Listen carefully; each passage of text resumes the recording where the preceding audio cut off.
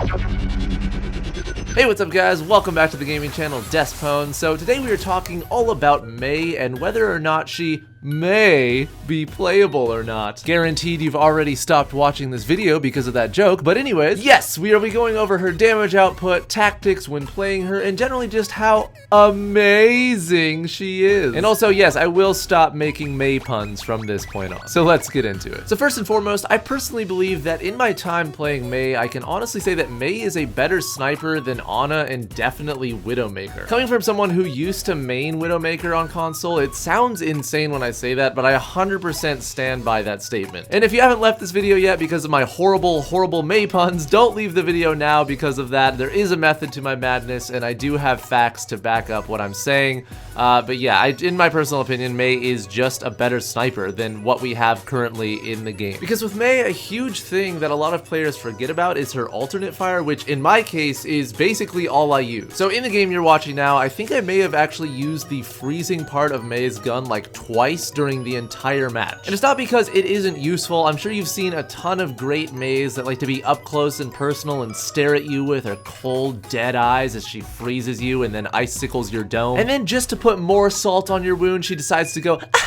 "Fuck you, MEI!" is what I scream 90% of the time when I'm playing this game. So that said, it's happened to the best of us, so don't feel bad. But just looking at the damage output aspect, MEI's endothermic blaster, or to put in layman's terms, her freeze gun, deals 45 damage per second at a range of 10 meters that freezes an enemy after 32 consecutive hits. So no one's denying that yes, MEI is pretty great when it's up close and personal. A lot of the heroes in Overwatch she can easily deal with this ability. Her icicle, however, does 75 damage without the headshot modifier, with one shot firing every 1 second, including charge time. So in comparison to Hanzo and Widowmaker, her charge time is the best, but obviously with less damage. So getting back to what I was saying about MEI being, in my opinion, the best sniper that we have in the Overwatch roster right now, what I mean is MEI fires the most consistent amount of damage at the least amount of charge time. So what I'll say about MEI is that yes, you can go the route of freezing people and being a giant twatsicle, but if you're anything like me, playing MEI in a sort of sniperish capacity is much more fun than doing it that way. So if you're getting a ton of kills as being sort of a up close and personal MEI, keep it that way. If you're doing, you know, decent amount of damage as a sniper sort of MEI, do it that way. I don't think there's one way to play MEI, which is also why it is super fun to play her. The next thing I want to talk about is when to use MEI's walls, because I'm sure you've been on a lot of teams before that for some reason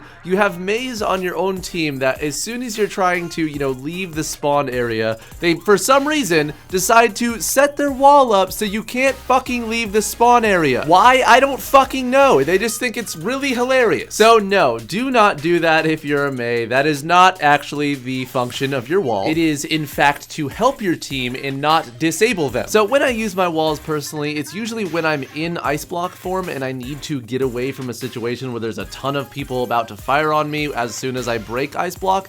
So a lot of the times when you are breaking ice block, you can pop down a wall pretty much immediately before someone is about to fire at you.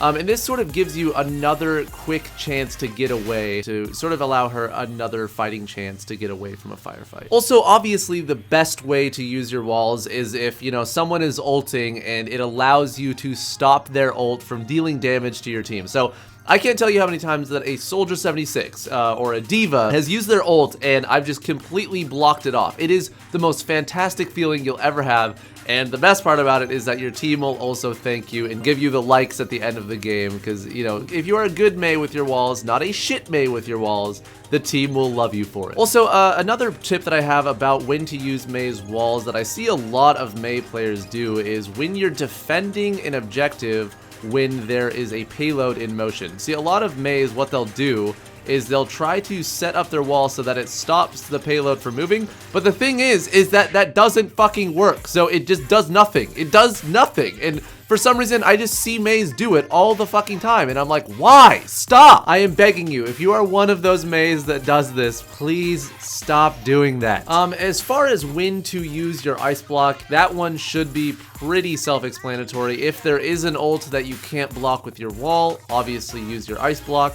If you're taking a shit ton of damage, obviously use your ice block. You know, if you are given those extra seconds where your team can come and heal you when you are out of your ice block, then that is valuable time. So yes, use your ice block when you're taking damage. And yeah, I'd say that most of this is pretty self-explanatory. There isn't really a wrong time to use that. If their whole team is dead, for example, and you don't have time to go look for a health pack, there's no fault in you, ice blocking and recovering health that way.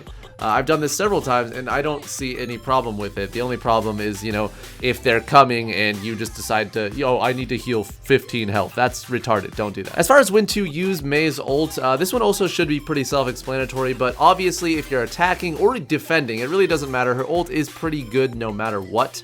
But, obviously use it when there is a lot of people around.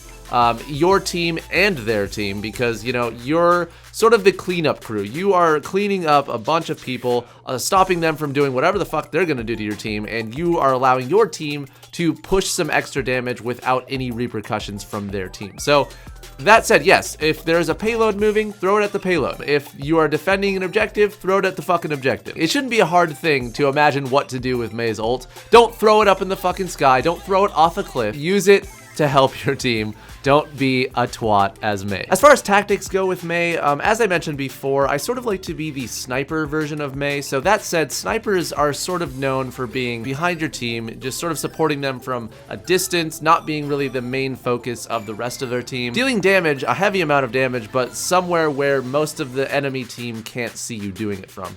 So in this game that you're watching now, most of the reason that I'm doing so well is because most of their team aren't really noticing me or doing anything to fucking stop me, which is obviously a terrible idea since I am just completely destroying them. And this also is why Mei is so good, because a lot of people think that Mei is an up close and personal hero and will have no idea what to do when they find out that you're not. If you play Mei as a sniper, then most people don't know how to counter that, and they have to adjust their play style, and a lot of the time they can't do that. A lot of the time they have no idea. They have no idea how to fucking counter you because you are a different kind of Mei. So that's why I love being a sniper Mei. It is a fantastic feeling. And, if you are playing Overwatch right now, if you want to try this out, definitely try this out, because it is so much fun to make the enemy team kind of shit their pants because they have no idea how to deal with you. But that's all I have for you guys today. Hopefully you enjoyed this Overwatch video, and if you did, make sure to give it a like and also subscribe to this channel for Overwatch videos every single week. That said though, guys, I will see you next time, and fair winds.